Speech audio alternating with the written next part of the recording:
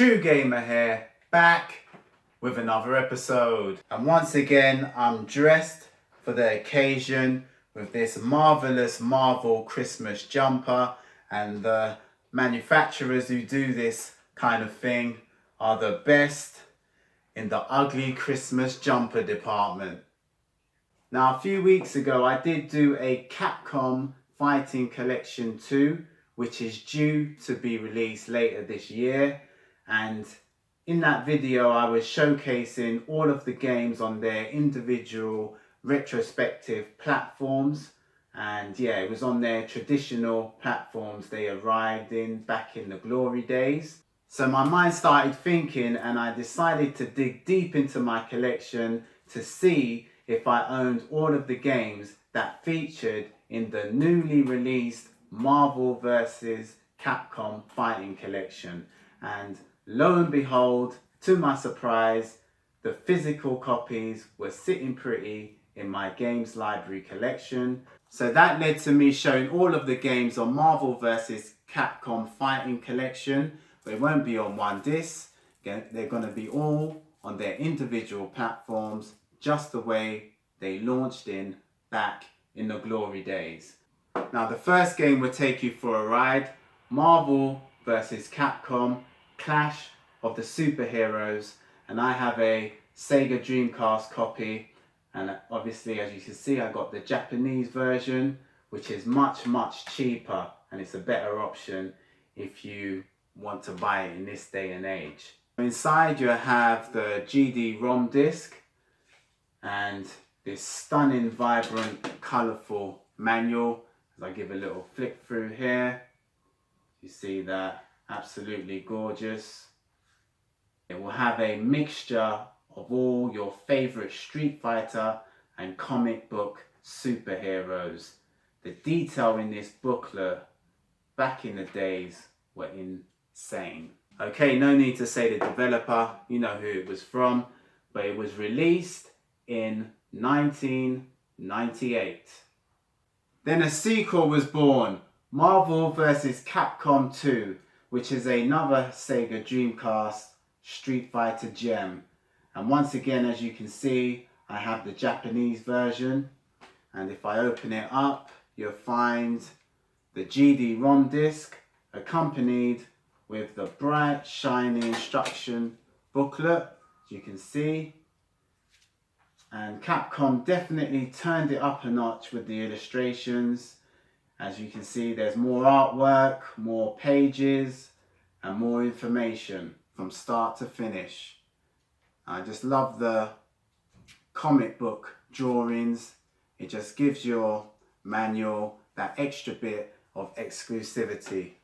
So this is Marvel vs. Capcom 2, and it was released in the year 2000. So now I'm going to take you away from the fighting games for a second, because in the Marvel collection they have landed a super rare Mega Drive / Genesis game, and that is The Punisher. And what The Punisher is, it's a side-scrolling beat-em-up. So if you're a fan of the Final Fight series and Double Dragons and all that, you're gonna love this. Now I have to say, The Punisher is a brilliant creation, and I'm baffled to think why the game bombed and flopped on its release date.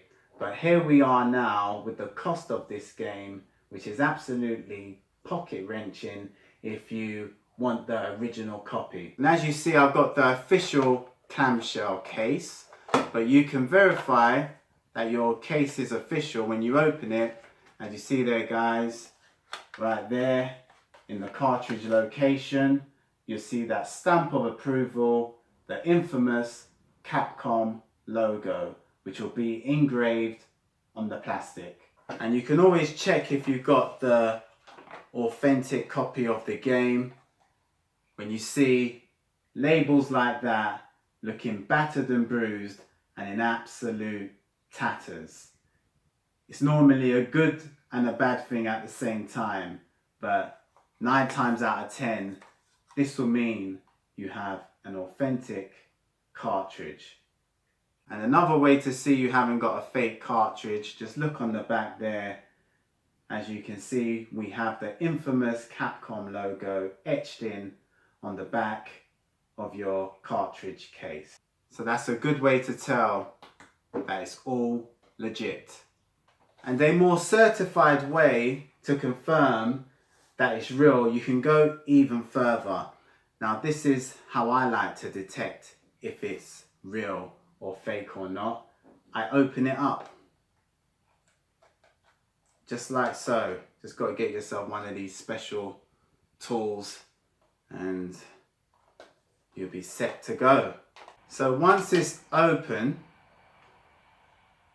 as you can see there, I'll bring it closer to the camera. On the motherboard should have Sega and Capcom printed all over the chips, all over the motherboard.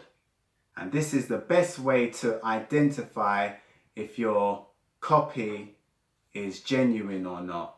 So once you open it up, as you can see on my motherboard and all my microchips, they are covered with the Sega logo and the Capcom logo. Bring it up a little bit more closer. So all them things that you see there, all the Capcom logos and that, these things are very difficult for all of them fraudsters to emulate. So like I say, 99.99% of the time, once you see all them logos on your motherboard and chips, you probably got a traditional copy of the game. So as you can see guys, I got a complete copy of the game, which complete with the manual and the cartridge. This piece of software cost an absolute fortune. Just alone, the cartridge, you'd be looking triple figures, no doubt. Now don't you just love these Sega Mega Drive / Genesis supersized manuals? Definitely one for the history books. And inside is laced with a couple of images, but very disappointing. We have a achromatic situation going on here. No colour whatsoever, but I do like the cover art. It makes up for it. So yeah, this Punisher manual is incredible and is a gem in its own right. So that's the Punisher, and it was released in 1995. Next up is X-Men vs Street Fighter on the Sega Saturn. Now my copy is Japanese and I have the ultra rare big cardboard box version of the game. So it comes with the game, and inside you see the disc and also a lively, glowing, colourful manual. As I breeze through, just take a look at all them pictures in all of its glory. Great art style, resembling the Marvel comic series. Let's look at that. So you get the manual, and also in the box will come the cartridge, the RAM cartridge, for all of the graphical improvements. And this is what it looks like. So that's X-Men vs Street Fighter, and it was released in 1997. Now this landed on multiple platforms, and that is Marvel Superheroes. And I have a PlayStation 1 version. As you can see, the front and the back cover art are super impressive. And inside resides the game CD, as you can see. And then we have a instruction booklet. So let's take a look inside. What do we find? Uh-oh. We do have some images, but it is colourless from start to finish, which is very unfortunate, but at least we obtain an animated cover art. So there it is, Marvel Superheroes, and it was released in 1997. Then came Marvel Superheroes vs Street Fighter on the Sega Saturn. Now this is the one I like to play more, but they are both brilliant in their own right. So inside will be the game disc along with this polychromatic manual. Just look at that in all of its comic book glory. A magnificent sight to behold. And inside will be pure succulent images from the beginning to the end. Just look at this. Mesmerizing stuff. What a work of art. And yes, I do behold the elusive Japanese spine card. So that's Marvel Superheroes vs Street Fighter, and it was released in 1998. And lastly, fresh out the plastic is a mint copy of X-Men Children of the Atom, and I have a Sega Saturn version, and this is my Japanese copy. Now the game is excellent, and especially if you're a fighting fan, you're going to love this. Now the graphics at the time also was breathtaking, so if you do own a Sega Saturn in this modern day, I advise you to go and grab yourself a copy whilst the prices are low at the moment. And if you don't own a Sega Saturn, you can buy the new Marvel vs Capcom Fighting Collection, because believe me, this game is an absolute banger.